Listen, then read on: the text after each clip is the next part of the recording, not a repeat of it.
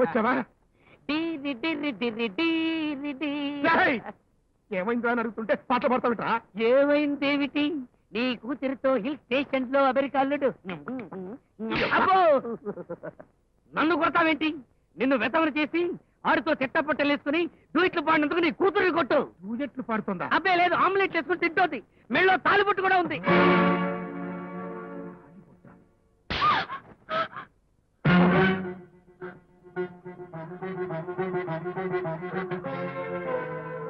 ఈ తాళి తెరిచి వాడి మొహాన్ని కొట్టాను.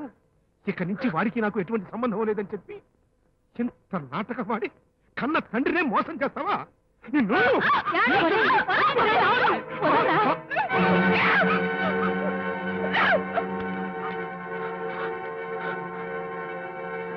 ఏమైంది? కడుపు అయ్యింది. ఇట్లాంటిదేదో జరుగుతుందని అత్తయ్య చెప్తానే ఉంది.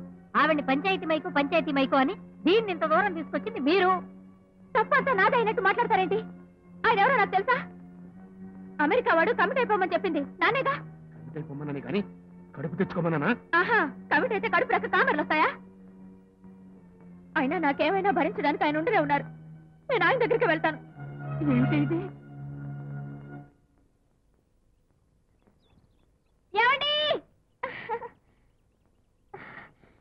ఏమండి, మన వాడి నాటకం మా ఇంట్లో వాళ్ళకి తెలిసిపోయిందండి. ఏమండి, మీకు విషయం చెప్పనా? నాకు 3వ నెల. కంగ్రాచులేషన్. నేను నెలతో పెనని మా ఇంట్లో వాళ్ళు ఎంత కంగారు పడ్డారో తెలుసా? నీ కడుపులో బిడ్డకి తండ్రి ఎవరో తెలియక భయపడి ఉంటారు. వెళ్ళి చెప్పు. ఇందులో చెప్పేదే ఉంది.